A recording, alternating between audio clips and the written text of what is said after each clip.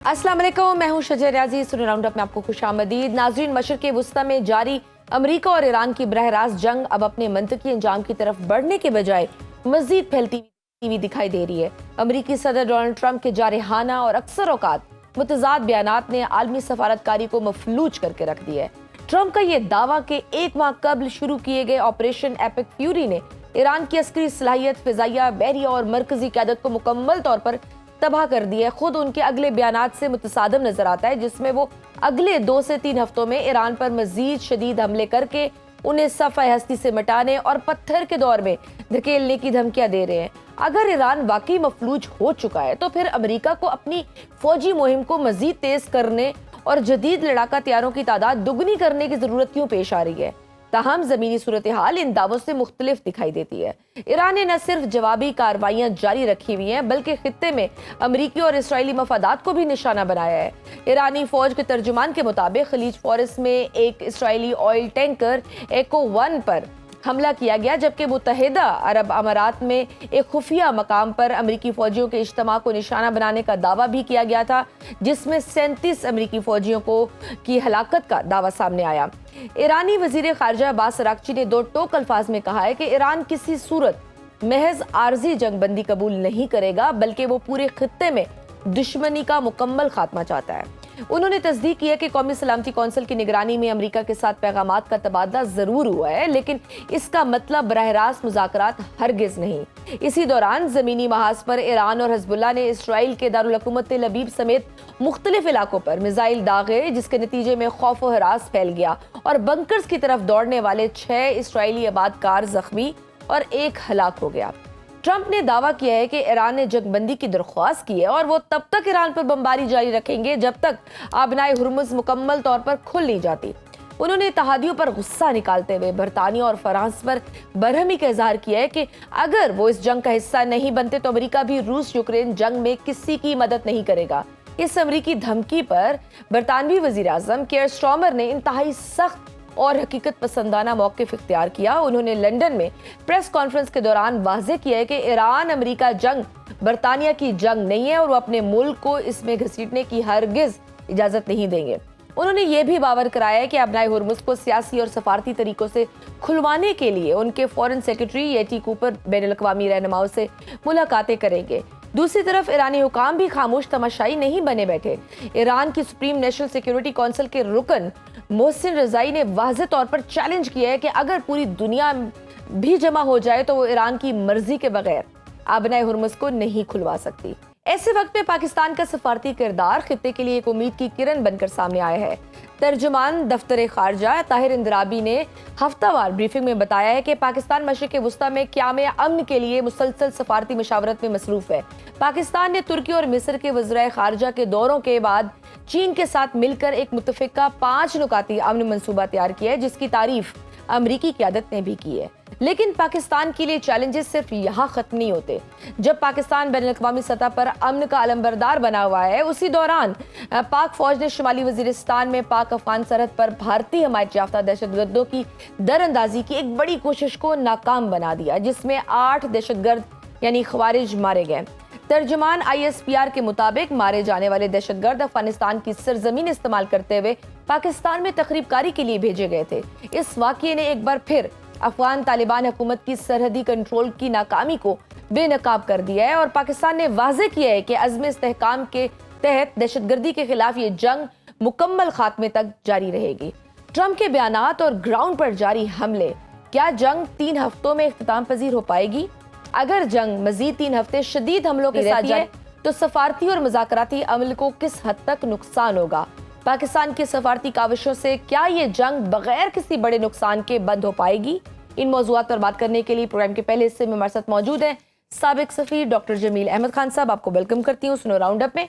जमील साहब, ट्रंप ने अपने खिताब में ऑपरेशन एपिक फ्यूरी के तहत ईरान को तबाह करने का दावा किया है, लेकिन ग्राउंड पर सूरत हाल यह है कि इसराइल पर हमले जारी हैं। UAE और खलीज में अमरीकी अड्डों और एको 1 जैसे ऑयल टैंकर्स को निशाना बनाया जा रहा है।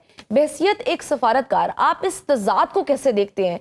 क्या ट्रंप का ये दावा सिर्फ एक सियासी प्रोपेगेंडा है या वो ग्राउंड रियलिटी को समझने में संगीन गलती कर रहे हैं?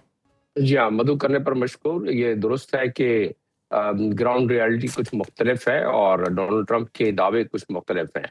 लेकिन ये भी हकीकत है कि अमेरिका दुनिया का एक सबसे बड़ा मजबूत और कवी मुल्क अस्करी लिहाज से तो है ही है, और कई और दूसरे लिहाज से भी। और ये भी हकीकत है कि अमेरिका ने अपनी वार मशीन, अपनी फौजें जिस हिसाब से तैनात की हैं खलीजी इलाकों में, अपने बेसिस के हिसाब से, और बेसिस के अलावा मुख्तलिफ जगह पर जो उसको अभी बिखेरा है यानी कि डिस्पर्स किया है, उसके अलावा समुद्रों में जिस तरह मरीन ले आए हैं, पैराट्रूपर्स ले आए हैं इस इलाके में, तो वो जो बता रहे हैं डोनाल्ड ट्रंप के 2 से 3 हफ्ते तक मैं बहुत ज्यादा शदीद हमले करूंगा ईरान पर। तो हमले तो उन्होंने हर लिहाज से पहले ही उसका अनाउंस कर चुके हैं कि जरूरत पड़ी तो हम उनकी अफजूदा शुदा जो यूरेनियम है 450 किलोग्राम, उसको भी नाकारा बना देंगे या ले आएंगे अपने साथ या किसी और के हवाले कर देंगे। इसी तरीके से उन्होंने कह दिया है कि जिंदगी भर कोई इस काबिल ही नहीं रहेगा ईरान कि वो किसी लिहाज से न्यूक्लियर कैपेबिलिटी किसी हासिल कर सके। और तो स्टोन एज की उन्होंने बात कर ली। जब स्टोन एज में चला जाएगा कोई मुल्क तो जाहिर है उसको उसमें फिर कई दहाई क्या उससे भी ज्यादा टाइम लगेगा कि वो दोबारा किसी उस स्टेज पर आ सके। लेकिन अब दूसरी साइड पर भी हकीकत देख लें कि ईरान अगर जिस हिसाब से डोनाल्ड ट्रंप और उनके वजीर जंग जिस तरह बयान कर रहे हैं पीट हेगसेट, तो वो उस लिहाज से देखा जाए तो ईरान तो बिल्कुल कुछ नहीं करना चाहिए था उसको इतनी ज्यादा उस पर हमले किए गए हैं। लेकिन ईरान तो अपने निशाने पर हर चीज जहां जहां वो चाहता है अपने मिसाइल को लॉन्च करता है, दागता है, निशाने पर पहुंचते हैं। इसराइल में जहां चाहता है वहां पहुंचा देता है। गल्फ के जहां जहां अमेरिका के इंटरेस्ट हैं इंफ्रास्ट्रक्चर, आज तो दोबारा अनाउंस किया है कि अब उनके इंफ्रास्ट्रक्चर से मजीद जो है उनको भी हम तबाह करेंगे। तो जहां चाहता है ईरान हमला कर देता है। लेकिन ईरान नहीं, अब तो ईरान के साथ साथ हूतीज भी शामिल हो गए हैं पिछले 3.5-4 दिन से। उधर से इराक के जो हमायती हैं ईरान की वो शामिल हो गए हैं। वहां से हजबुल्ला रॉकेट पे रॉकेट बरसा रहा है। हैफा में आग लगी हुई है पिछले 3 दिन से, उनके ऑयल जो डिपोज हैं उसके लिहाज से, और रिफाइनरी है। तो फिर ऐसी सूरत में ज़ाहिर दोनों साइड पर अफरा तफरी है ना। एक साइड पर बर्दाश्त का मादा ज्यादा है यानी ईरान एब्जॉर्ब कर सकता है, और दूसरी साइड पर उजलत है, घमंड है, ज़ौम है कि हम बहुत ताकतवर हैं, फिजाओं में हमारी ताकत, समुद्रों में हमारी ताकत। फिर उसके बाद उनकी आवाम सवाल करती है, क्योंकि आपने देखा कि कितने जुलूस जलसे निकले हैं, वो सवाल करती है, कहती है कि भाई आपने तो सारा तबाह तो आपने पहले ही कर दिया था, आप अनाउंस कर चुके हैं पिछले हफ्ते कि हमने, और बल्कि लास्ट जून में भी आपने अनाउंस कर दिया था। डोनाल्ड ट्रंप से सवाल पूछते हैं कि आपने ऑब्लिटरेट कर दिया था बिल्कुल उनके अफजूदगी को, उनके जौहरी मामलात को, उनके इंफ्रास्ट्रक्चर को। फिर आप दोबारा आ गए, दोबारा भी आपने दावा किया कि हमने फिर उसको मजीद तबाह कर दिया है। तो अब क्या रह गया है, क्यों ये आ रही है इधर से इतनी ज्यादा मज़ाहमत ईरान की तरफ से? तो दरअसल इन दोनों हकीकतों का अगर तजिया करें तो जवाब मिल जाता है।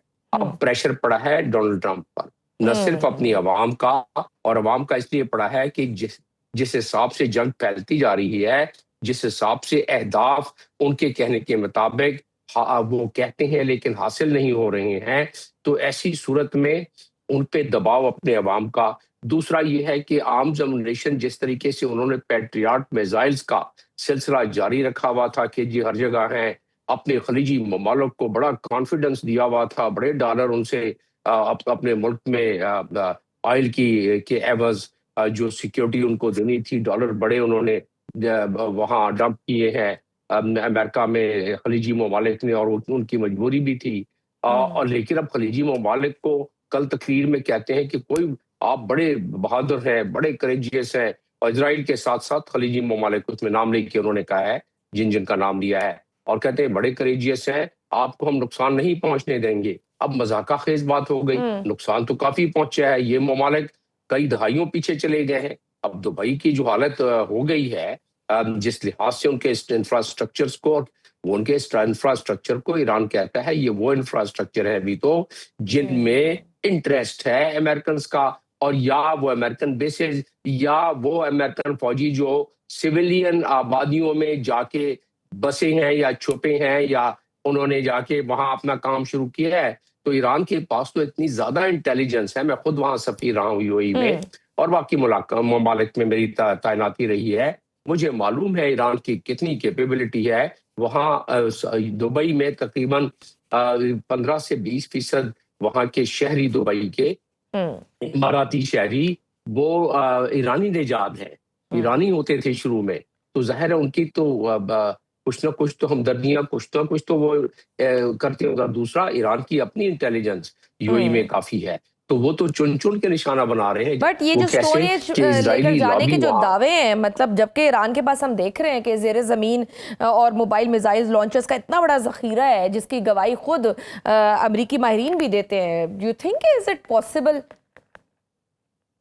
And for a longer duration of time, it's not going to be possible because Iran had really made its plans, and Iran has been making these plans since long. You know, about 2-3 decades they've been making this. ये एक दिन में तो tunnel नहीं बन गई है ना, एक दिन में तो जेर जमीन फैक्ट्रियां नहीं बन गई हैं, एक दिन में जेर जमीन उनके लड़ाका जहाज उड़ने के लिए जेर जमीन से निकल आते हैं। उनके एयरफोर्स को तो तबाह कर दिया है उन्होंने, लेकिन उन्होंने इस हद तक अपने मामलात को तैयारी की। और खास तौर पे जून के बाद जून की फैक्ट्रियां दिन और रात लगा के जिस हिसाब से उन्होंने मिसाइल्स को जोड़ा है और मिसाइल्स को बनाया है और साथ में ड्रोन्स, तो वो तो उनके पास, आपकी बात दुरुस्त है कि काफी ज्यादा उनके पास अभी स्टॉक पाइल है और उन्होंने अपनी कैलकुलेशन की होगी जिसके तहत वो काफी अरसा तक। और फिर एक इसमें सबसे बड़ी बात जिसको शामिल कर लें कि स्टेट ऑफ हॉर्मुज़ पे बड़ा उन्होंने बहुत दफा अनाउंस किया कि जी हम उसको बिल्कुल जाके उनको छोड़ दें अगले 3 दिन में,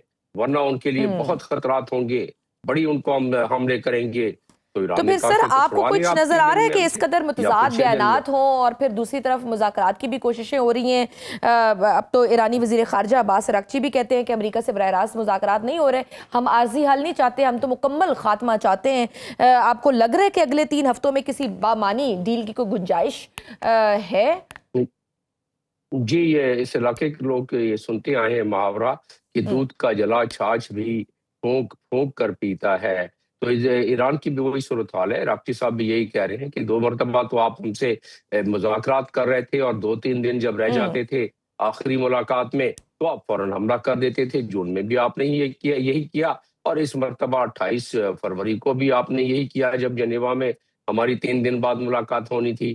तो अब हमें चाहिए गारंटीज, और यहाँ किस्सा शुरू होता है। अब उन्हें चाहिए कि हमें मजबूत गारंटी चाहिए कि आप दोबारा ये हरकत नहीं करेंगे, आप पे यकीन नहीं है, आप पे भरोसा नहीं है, तो अभी उसकी गारंटी कौन देगा? ये 5 पॉइंट आपकी नजर से गुजरे होंगे और आपके नाजरीन की नजर से गुजरे होंगे जो पाकिस्तान, चाइना और पाकिस्तान की ज्वाइंट स्टेटमेंट में शामिल है। यही 5 पॉइंट जो है ये यकीनन इस 5 पॉइंट को पेश करने से पहले पाकिस्तान ने चाइना से तो खैर दोनों ने ज्वाइंट स्टेटमेंट पेश किए, लेकिन ईरान से और अपनी बाकी दोस्तों से, तुर्की हो गया, इजिप्ट हो गया, सऊदी अरब हो गया, इनसे कंसल्ट करके 5 पॉइंट, और ये 5 पॉइंट है क्या, बड़े नाफिजुल अमल होने वाले 5 पॉइंट हैं कि डी एस्केलेट करना चाहिए। और डी एस्केलेट सिर्फ ईरान को थोड़ी करना चाहिए, जाहिर है अमेरिका को भी करना चाहिए। फिर और ह्यूमैनिटेरियन एड को भी पहुंचने दिया जाए वहां जो ग़िज़ा की और बाकी चीजों की, दवाइयों की जरूरत है। इसी तरह प्रोटेक्शन हॉर्मुज़ की जो है उसको, और दूसरे जो ऐसे आबनाएं हैं उनकी प्रोटेक्शन को इंश्योर बनाया जाए। किसने बनाना है? ज़ाहिर है कोई कंसोर्शियम बने, कुछ और हो सिलसिला। यूके में भी तो अभी 35 ममालिक के मीटिंग बुलाई है उनके प्राइम मिनिस्टर ने, और भी यही है कि पॉलिटिकली उन्होंने अनाउंस पहले कर दिया है, क्योंकि डोनाल्ड ट्रंप तो कहते रहे कि आओ शामिल हो जाओ, आओ शामिल हो जाओ, वो भी उन्होंने कह दिया कि हम उसमें शामिल नहीं होंगे। बिल्कुल नाज़रीन, वक्त जो छोटी सी ब्रेक का देते रहिए Suno round up. Welcome back to Suno round up. Jameel sahab, खलीज फॉरेस्ट के जो मुल्कों में अमरीकी फौजी अड्डे मौजूद हैं और जो ईरान का मौक़िफ़ है कि वो इन अड्डों की वजह से ही इन अरब ममालिक को निशाना बना रहा है, आपकी नज़र में मुत्तहिदा अरब अमारात और दीगर खलीजी ममालिक इस अमरीकी जंग की कितनी बड़ी कीमत चुका रहे हैं, और क्या वो अमरीका से अपने दिफा के लिए कोई ठोस और नई सिक्योरिटी गारंटी मांग रहे होंगे, या आपके ख्याल में इस सिक्योरिटी जो छतरी है, जो सो कॉल्ड, उसको बदलने का सोचेंगे? उनके लिए ये सिक्योरिटी जो, जिसके लिए उन्होंने उनसे मुआहदा किया अमेरिका से कि आपकी सिक्योरिटी और हमारा तेल, और हम ये तेल जो है हमेशा अपना फरोख्त करेंगे डॉलर्स में, और जाहिर है वो डॉलर्स में फरोख्त करेंगे तो सारे के सारे डॉलर वहीं जमा होते हैं जाके। अमेरिका में उसकी इन्वेस्टमेंट वहीं होती है। तो उसके तो वारे निहारे थे अमेरिका के, इसीलिए अमेरिका की इकोनॉमी बावजूद उसके के काफी वो उसमें डेट में जा रही है, लेकिन बड़ी फ्लोटिंग, क्योंकि डॉलर में हर आदमी।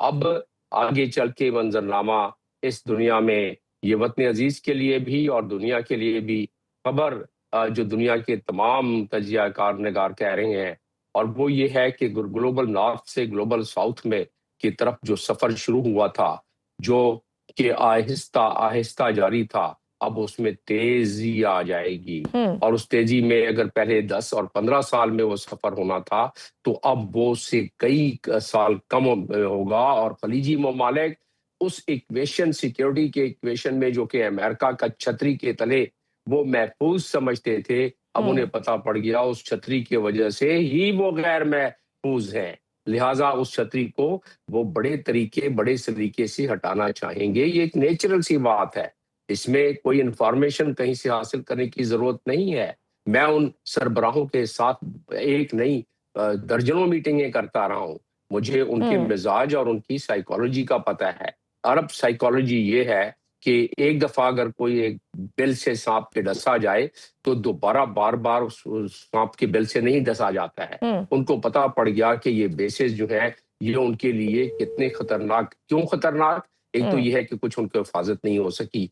वो जो पैट्रियट मिसाइल थे, वो बजाय इनके पास रखने के, इनको बचाने के लिए इंटरसेप्ट तो हो रहे हैं, लेकिन उसके बावजूद उनके पास कमी है खलीजी ममालिक के पास। और ज्यादातर अमेरिकी जो है वो इजराइल को बचाने के चक्कर में वहां उन्होंने शिफ्ट किया है अपनी ताकत। ये पता है इनके, हमारे इमाराती भाइयों को। और साथ में अब होगा क्या, जो सिक्योरिटी पैराडाइम है इस खित्ते का, वो चेंज होने लगा है। और जो मैंने ग्लोबल नॉर्थ और ग्लोबल साउथ की बात की, अब जो सिलसिला सिक्योरिटी पैराडाइम का बनेगा, उसमें पाकिस्तान, जहां से बात आपने शुरू की थी, पाकिस्तान की अफजलियत और पाकिस्तान की कबूलियत और पाकिस्तान की अहमियत वो ज्यादा बढ़ जाएगी। और क्यों बढ़ जाएगी कि चाइना और पाकिस्तान एक साथ चल रहे हैं। और क्यों बढ़ जाएगी कि चाइना की बहुत ज्यादा यहाँ स्टेक है, ईरान के साथ भी, इस खित्ते में भी।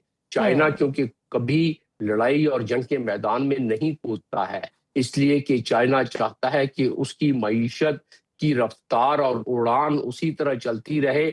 और जिस तरीके से तखमीना लगाया गया है मुख्तलिफ दुनिया की बड़ी बड़ी नामवर कंपनियों के तरफ से कि चाइना 1930 में, यानी अब 4 साल रह गए हैं, 2030 में चाइना दुनिया की सबसे बड़ी मईशत के तौर पर उभरेगी। और अस्करी कुव्वत चाइना और रशिया की मिलाकर अगर देखा जाए आज भी, तो वो स्पेस वेपनाइजेशन में बिल्कुल बराबर आ गए हैं अमेरिका के। और अस्करी कुव्वत उनकी जिस हिसाब से बढ़ाई जा रही है, चाइना की, रशिया की, और खासतौर पे चाइना जिस तरह कैसे वो नित नए वेपन्स के साथ, आज जो ईरान चुन चुन के निशाने पर जा रहा है, ऑब्वियसली बैक एंड पे उनकी सपोर्ट है। सर, आप मुत्तहिदा अरब अमारात में पाकिस्तान के सफीर रहे हैं और वहां के हुक्मरानों के माइंडसेट और सिक्योरिटी खदशात को बहुत करीब से जानते हैं।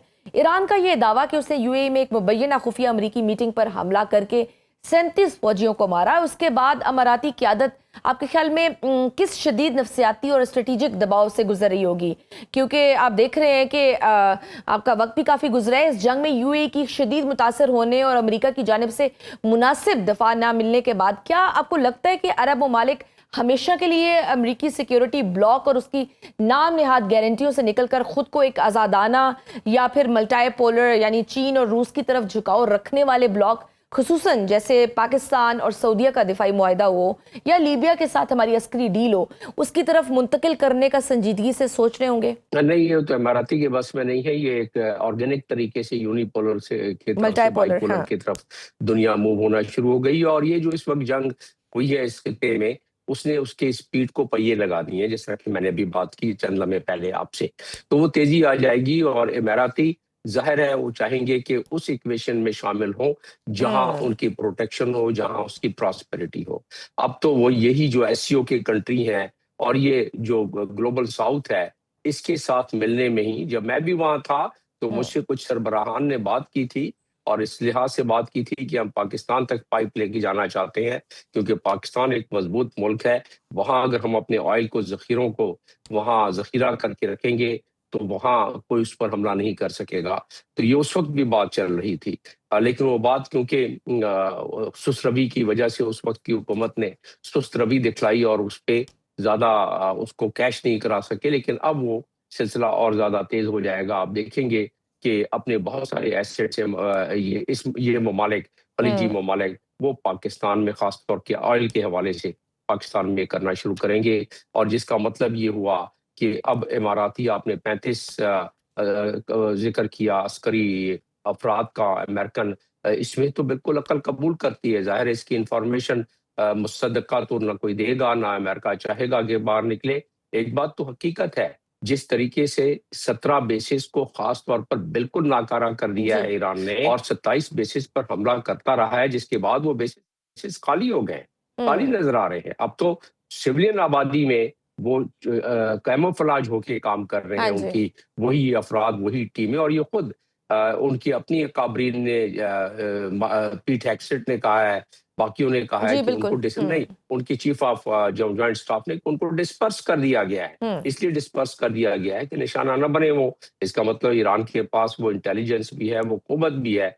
तो ऐसा ऐन मुमकिन है 35, बल्कि ये जो बताए जा रहे हैं कि 13 या 17 जो भी अमेरिकन सलाख हुए हैं, अगर सिर्फ अहाता कर लें कि हमले कितने हुए हैं, अहाता करने के नुकसान कितना हुआ है, जो फुटेज बाहर निकल सकी है सिर्फ उसको देख लें, जो मिसाइल बिल्कुल चुन चुन के पहुंचे उनको देख लें, वॉल स्ट्रीट जर्नल की खबर को देख लें, न्यूयॉर्क टाइम की खबर को देख लें, तो आपको पता पड़ जाएगा कि इन अड्डों पर कितने जहाज तबाह हुए हैं और कितने और ज्यादा लोगों का नुकसान हुआ होगा। उस लिहाज से ये 35 आदमियों के भी हलाकत का इसमें कोई, और ये और क्या वजह है कि अब बूट्स ऑन ग्राउंड की जो जिसकी तैयारी थी, उसमें अब बहुत ज्यादा वो मद्धम हो गई है। बूट्स ऑन ग्राउंड तो अब नहीं लगता कि अमेरिका ये इस किस्म की कोई इनिशिएटिव ले सकता है कि बूट्स ऑन ग्राउंड करके अपने सैकड़ों और हजारों लोगों को मरवा के बैठ जाए यहाँ। बिल्कुल ठीक, मतलब अमेरिका में। बिल्कुल सही। बहुत शुक्रिया अदील अहमद खान साहब, साबिक सफीर साहब हमारे साथ मौजूद थे। गुफ्तगू आपने सुनी। वक्त छोटी सी ब्रेक का, देखते रहिए Suno round. Welcome back to Suno round up. Programme के इस हिस्से में हमें ज्वाइन किया है अहमद हसन अल अरबी, माहिर हैं बैनुल अक़वामी अमूर, जियोपॉलिटिकल एक्सपर्ट हैं। आपको वेलकम करती हूँ सुनो राउंड अप में। अहमद, अमेरिका की जानिब से ऑपरेशन एपिक फ्यूरी के तहत ईरान की फिजाइया, बहरिया और मिसाइल प्रोग्राम को तबाह करने के दावे किए जा रहे हैं, लेकिन ईरान मुसलसल जवाबी हमले भी कर रहा है। आप इस जंग में दोनों ममालिक की हकीकी अस्करी सलाहियत का तकाबली जायजा कैसे पेश करेंगे? जी देखें, इस जंग को जिस तरीके से अमेरिका लेके, सबसे पहले अगर हम जंग को स्टडी करें, एनालाइज करें, तो सबसे पहले तो जो एग्रेसर होता है या जिसने अटैक इनिशिएट किया, उसके स्ट्रेटेजिक ऑब्जेक्टिव्स की बात करते हैं। वो बहुत इंपॉर्टेंट रोल प्ले करते हैं। यहाँ पे दो एक्टर्स, दो प्लेयर्स थे, एक इसराइल और एक अमेरिका, जिसने ईरान के ऊपर अटैक किया।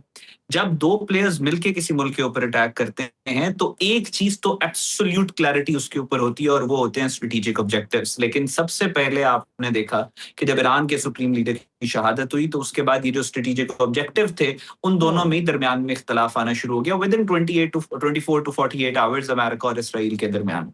अमेरिका ने कहा कि जी हम नहीं चाहते थे रजीम चेंज हो, और इसराइल कहता था हम रजीम चेंज एंड बियॉन्ड की बात कर रहे हैं। तो इसराइल ने जो अपना ऑब्जेक्टिव था उसको ओपन एंडेड रखा, और अमेरिका ने बहुत जगहों के ऊपर इख्तलाफ दोनों में ये देखने में आया कि जब अमेरिका ने अपने ऑब्जेक्टिव को डिफाइन करके फेस सेविंग लेके इस जंग से निकलने की कोशिश की, लेकिन इसराइल पुश करता रहा कि वो किसी तरह से इसको ओपन एंडेड रखे। यानी वो क्लियर नजर आ रहा था कि ओपन एंडेड वही मुल्क अपने ऑब्जेक्टिव्स को रखता है जिसका प्लान ये होता है कि उसने जंग को इंक्रीज करना होता है, जंग को फैलाना होता है, या अपने अल्टीरियर मोटिव्स के लिए जंग को लंबा खींचना होता है। दूसरा इनका स्ट्रेटेजिक ऑब्जेक्टिव ये था कि इन्होंने रजीम चेंज के बाद ईरान के अंदर इनका प्लान ये था कि जब ईरान के सुप्रीम लीडर की शहादत होगी तो उसके बाद ईरान के अंदर लोग सड़कों पे निकलेंगे, और दूसरा जो है अमेरिका के अंदर भी लोग सड़कों पे निकलेंगे, खुशी मनाएंगे। लेकिन वो भी एक ग्रेव मिसकैलकुलेशन हुई।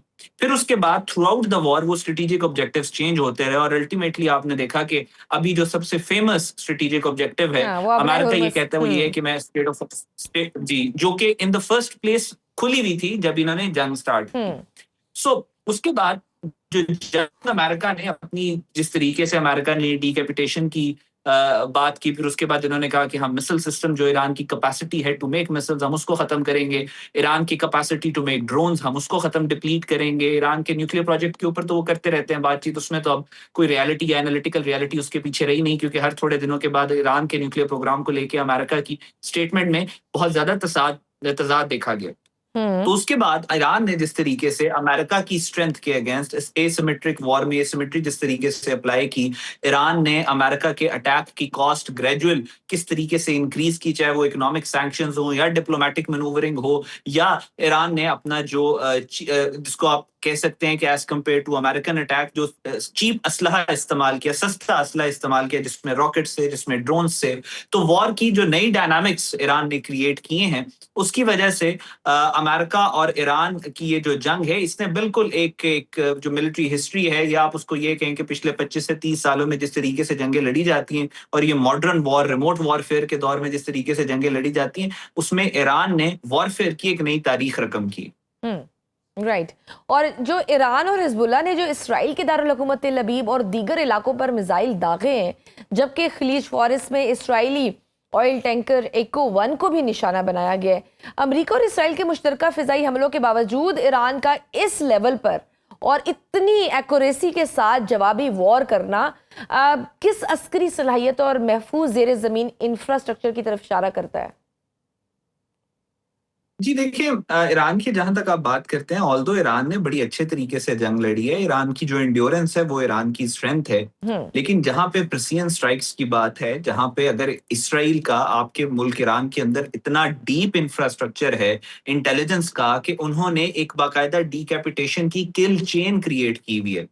सो उस हिसाब से अगर आप उनका ये ईरान ने जितनी अपनी उसके ऊपर जिस तरीके से अटैक किया गया, उस अटैक के बाद ईरान ने जिस तरीके से रेजिलियंस और एंड्योरेंस दिखाई है, वो ईरान की एक स्ट्रेंथ है। लेकिन जहां तक अटैक करने की बात है इसराइल को, बहुत सारी वल्नरेबिलिटीज हैं इसराइल की। कुछ को ईरान ने एक्सप्लॉइट किया है, कुछ को वो बेहतर समझते हैं, वो किस तरीके से जंग को लेके जाना चाहते हैं, एस्केलेशन लैडर को किस तरीके से वो इनकॉर्पोरेट करना चाहते हैं। लेकिन बहुत सारी अभी भी इसराइल की वल्नरेबिलिटीज ऐसी हैं जिनको ईरान ने एक्सप्लॉइट नहीं किया, जो कि हो सकती हैं। तो जिस तरीके से इसराइल के जो इंटेलिजेंस है वो ईरान के अंदर लोकेशन कोऑर्डिनेट्स को डिस्क्लोज कर रही है, मुझे एक कमी फील होती है ईरान के इंफ्रास्ट्रक्चर, इंटेलिजेंस इंफ्रास्ट्रक्चर में, कि वो उस तरीके से इसराइल के अंदर पेनिट्रेटेड नहीं है। उसके अलावा बाकी जहां तक एंड्योरेंस की बात है, जहां तक फाइट को कंटिन्यूड रखने की बात है, जहां तक रेजिलियंस की बात है, वो उसमें ईरान का कोई, आपने देखा कि कोई सानी नहीं है। इस जंग ने ये बात वाज़ेह की। बिल्कुल, हम देख रहे हैं ट्रंप ने तो अगले 2 से 3 हफ्तों में ईरान को पत्थर के दौर में धकेलने की धमकी दे दी हुई है। लेकिन पासदारान इन्कलाब ने मुत्तहिदा अरब अमारात में एक मुबैना खुफिया कार्रवाई करके 37 अमरीकी फौजियों को हलाक करने का दावा किया है। डोंट यू थिंक कि ईरान की ये जो प्रॉक्सी वॉर या गुरिल्ला टैक्टिक्स है, ये अमेरिका की जदीद तरीन टेक्नोलॉजी पर मबनी रवायती अस्करी ताकत को बेअसर करने के लिए काफ़ी है? आई थिंक जी, मैं शायद इस तरह की स्वीपिंग स्टेटमेंट देने से गुरेज करूं, लेकिन ये है कि जी, ईरान ने बहुत ज्यादा अपहीवल क्रिएट किया, बहुत ज्यादा अमेरिका की और इसराइल की कैलकुलेशंस को मिस कैलकुलेशंस में ईरान ने कन्वर्ट किया है। लेकिन आप दूसरे जगह पे आप ये भी देखें कि ईरान कंटिन्यूअसली डीकैपिटेशन ईरान में होती चली जा रही है, और ईरान कि इस वक्त जो सबसे बड़ा थ्रेट ईरान फेस कर रहा है वो डीकैपिटेशन है, जो इसकी लीडरशिप की ईरान की होती चली जा रही है। बाकी जो आपने यूएई के अंदर 37 अमेरिकन सोल्जर्स की बात की है, उसकी जब डिटेल्स आएंगी तो पता चलेगा कि किस तरीके से क्या हुआ है। इस वजह से मैं अभी उस पर शायद कमेंट करने से गुरेज करूं। लेकिन ईरान ने जहां तक मुझे ऐसा लगता है कि जो कन्वेंशनल डोमेन के अंदर जो उन्होंने अटैक को इंड्योर किया, जिस तरीके से उन्होंने इसराइल के ऊपर मिसाइल स्ट्राइक्स की, जिस तरीके से उन्होंने डिप्लोमेटिकली पूरी दुनिया को अपने साथ, देखे ना, जंगें तो सिर्फ मैदान जंग में नहीं लड़ी जाती, डिप्लोमेटिक कैनवस भी होता है। डिप्लोमेटिक कैनवस में आप देखें, यू कैन क्लियरली सी कि अमेरिका और इसराइल जो हैं वो इस वक्त आइसोलेटेड हैं। अमेरिका के स्ट्रेटेजिक पार्टनर्स पूरा यूरोप, यूके, वो इसके साथ नहीं खड़ा। पूरा मुस्लिम वर्ल्ड जो है वो इस वक्त जो है इस जंग की डी एस्केलेशन चाहता है, जो कि प्राइमरी ऑब्जेक्टिव है ईरान का भी। चाइना ने अभी स्टेटमेंट दिया है ईरान के हक में स्ट्रेट ऑफ हॉर्मुज से रिलेटेड। रशिया जो है ईरान को सपोर्ट कर रहा है। सो पूरी दुनिया में आपने देखा है कि ईरान की बहुत महाजों पे जो है वो विक्ट्री हुई है। लेकिन जो इंटेलिजेंस का महाज है उस पे जो है एडवांटेज अभी तक वो ईरान के दुश्मनों को। और जो अमेरिका ने मशरक़ वस्ता में अपने ग्राउंड अटैक और एंटी टैंक तैयारों A-10 के बेड़े को दुगना करने का ऐलान किया है, आपके अस्करी तजर्बे के मुताबिक क्या फ़िज़ा से ज़मीन पर तबाही मचाने वाले इन तैयारों का बढ़ता हुआ इस्तेमाल इस बात का इशारा है कि अमेरिका अब ईरान में महदूद पैमाने पर किसी ग्राउंड ऑपरेशन या कह लें कुलीदी ज़मीनी तनसीबात को बरह रास्त निशाना बनाने की तैयारी कर रहा है? देखें, इसकी दो ही सूरतें हो सकती हैं। पहली सूरत ये है कि अमेरिका वाकई में प्लान कर रहा है कि उसने ईरान के अंदर ग्राउंड इन्वेजन करना है। अगर ईरान अमेरिका में ग्राउंड इन्वेजन करता है तो उसकी एक स्ट्रेटेजिक कॉस्ट है। मिसाल के तौर पे अगर खाक आइलैंड के ऊपर वो अटैक करते हैं तो स्ट्रेटेजिक ऑब्जेक्टिव क्या है? आपने अटैक करके भागना है। अगर आपने हिट एंड रन करना है तो उसका फायदा क्या है? ऑप्टिक्स है सिर्फ फायदा। अगर आप ऑप्टिक्स के लिए ये करना चाहते हैं तो उसका स्टेक कितना ज्यादा होगा कि खाग आइलैंड के ऊपर अगर आप अटैक करेंगे तो ईरान आपके इन रिस्पॉन्स रिटेलिएट करेगा, तो क्या उसकी कॉस्ट अमेरिका बियर कर सकता है? दूसरी ऑप्शन ये है कि अमेरिका ग्राउंड इन्वेजन करना चाहता है ताकि वो खाग आइलैंड को कंट्रोल करे, आइलैंड कंट्रोल के ऊपर जाए। तो क्या ईरान अमेरिका वहां पे अपने ट्रूप्स, जो कि पूरा आइलैंड माइंड है, जो कि ईरान की जो वॉर ऑफ एट्रिशन जिसको ईरान ने बना दिया है, अमेरिका की जो फोर्सेस हैं वो थक रही हैं, जो सप्लाई चेन इनको पीछे से कनेक्ट कर रही है उसके अंदर डेंट्स आ चुके हैं। तो क्या अमेरिका ये कैपेसिटी रखता है कि अमेरिका उस आइलैंड को कंट्रोल कर सके? तो पूरी दुनिया के जो मिलिट्री स्ट्रेटेजिस्ट हैं वो ये बात करते हैं कि उस आइलैंड को कंट्रोल करना इज वेरी डिफिकल्ट। तो उस इन तमाम फैक्चुअल एनालिसिस के बावजूद अगर अमेरिका अटैक करता है तो it is going to be suicidal. इस अटैक का सबसे ज्यादा फायदा अमेरिका के कंपेटिटर्स को होगा। रशिया बाकायदा तौर पे ये बात उनके पॉलिटिशियंस करते हैं, रशियन पार्लियामेंटेरियंस करते हैं कि we will turn Middle East into America's Ukraine. इस सहरा को हम अमेरिका का यूक्रेन बना देंगे, अमेरिका का वियतनाम बना देंगे। सो अगर डोनाल्ड ट्रंप ये करता है तो उसका जो है वो उसको नुकसान होगा। दूसरी उसकी पॉलिटिकल कॉस्ट क्या है? जब डोनाल्ड ट्रंप ने अब से 1 महीना पहले ये बात कही, अपने राइट साइड पे मार्को रूबियो, लेफ्ट पे जेडी वेंस को बिठा के कहा कि will hit Iran where it hurts the most but boots on ground is not an option. और अब मिड टर्म इलेक्शंस आने वाले हैं, 9 लाख लोग अमेरिका की सड़कों के ऊपर हैं, हर अमेरिकन स्टेट के अंदर प्रोटेस्ट हो रहा है, हर काउंटी के अंदर प्रोटेस्ट, हर अमेरिका के हर छोटे बड़े शहरों के अंदर प्रोटेस्ट हो रहा है डोनाल्ड ट्रंप के खिलाफ। नो किंग प्रोटेस्ट के नाम पे वो डोनाल्ड ट्रंप को भी किंग कह रहे हैं। वो ये भी कह रहे हैं कि इसराइल भी जो है बिहाइंड द शेडोज अमेरिका को रूल कर रहे हैं और हमें इसराइल का रूल जो है वो काबिल बर्दाश्त नहीं है। डोनाल्ड ट्रंप की पॉपुलैरिटी गिरती चली जा रही है। ऐसी सिचुएशन में एक और ग्राउंड इन्वेजन करना अमेरिका के लिए, और डोनाल्ड ट्रंप स्पेशली जिस ग्राउंड इन्वेजन पे उनके सिग्नेचर होंगे, वो उनके लिए उसको बियर करना एक तो बहुत मुश्किल होगा।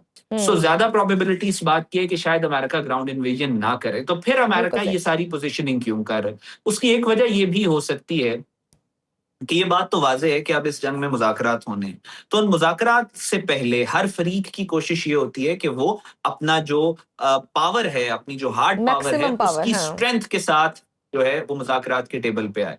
और उसके पास कोई लिवरेज हो। लिवरेज यानी आम जुबान में आप उसको ये कह लें कि एक टूल ऑफ ब्लैकमेलिंग हो। तो अमेरिका जो है वो एक पोजीशन ऑफ स्ट्रेंथ से शायद मुज़ाकरात करना चाहता है। इस वजह से वो एक कैरेट एंड स्टिक की पॉलिसी, डोनाल्ड ट्रंप ने नाम भी लिया, वो एक थ्रेट जो है ग्राउंड इन्वेजन का वो मेंटेन करके टेबल पे बैठना चाहते हैं। हो सकता है there is a very high probability कि अमेरिका इस वजह से अपने मसल को फ्लेक्स कर रहा है, अपनी ट्रूप पोजीशनिंग जो कर रहा है उसको मद्देनजर रखते हैं। बिल्कुल ठीक। और जो ये ट्रंप साहब का कहना कि अगर ईरान के पास एटम बम होता तो आज इसराइल और मशरिक़ वस्ता का वजूद खतरे में होता। हालांकि ईरान बहरा ये कह चुका है कि वो एटमी कुव्वत के लिए कोशिश नहीं कर रहा था, लेकिन अब बाज़ मुबस्सरीन ये कह रहे हैं कि मौजूदा आयतुल्ला मुज्तबा उस फतवे को रिवर्स कर सकते हैं जिसमें एटम बम को हराम कहा गया था।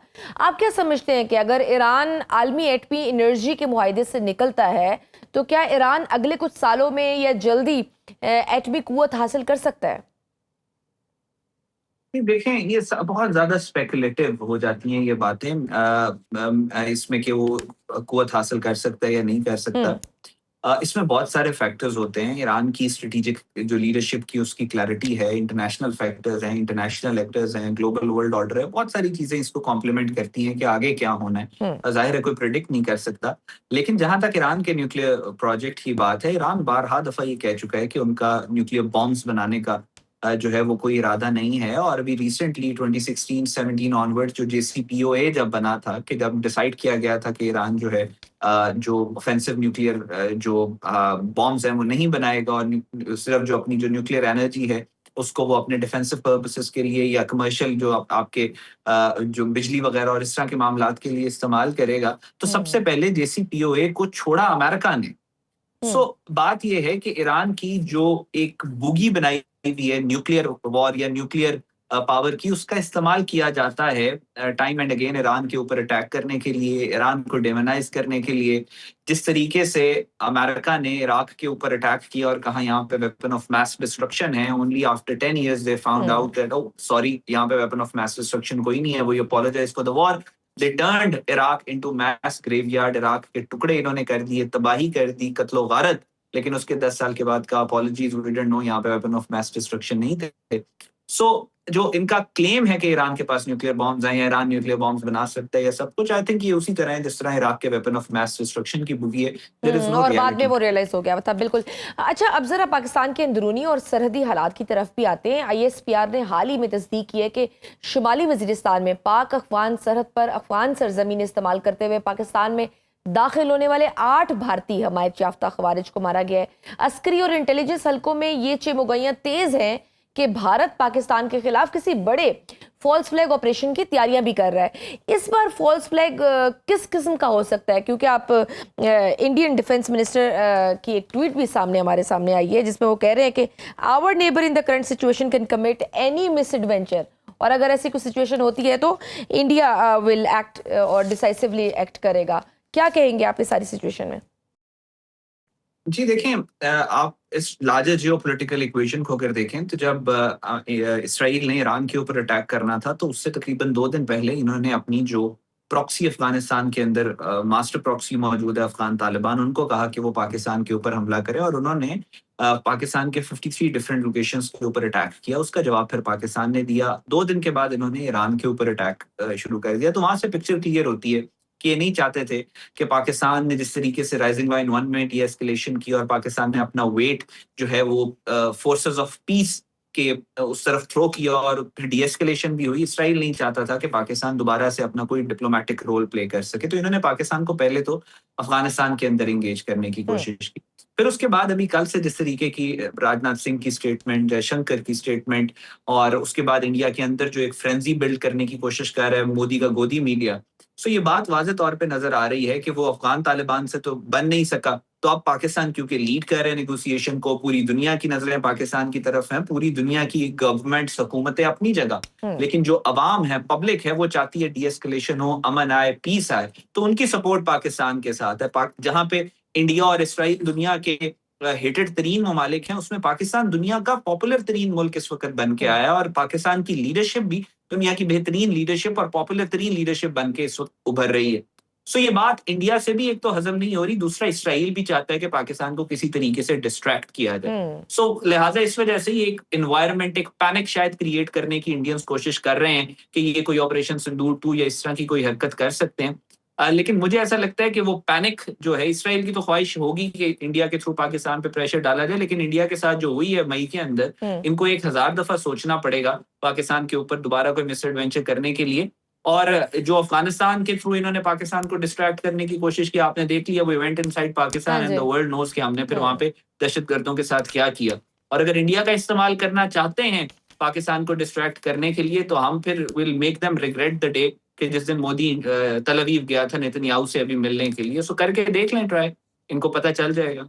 बिल्कुल सही, बहुत शुक्रिया। अहमद हसन अल अरबी हमारे साथ मौजूद थे, माहिर हैं बैनुल अक़वामी अमूर के। बहुत शुक्रिया आपके वक्त का। नाज़रीन, गुफ्तगू आपने सुनी। आज के प्रोग्राम में बस इतना ही, इजाज़त दीजिए, अल्लाह हाफ़िज़।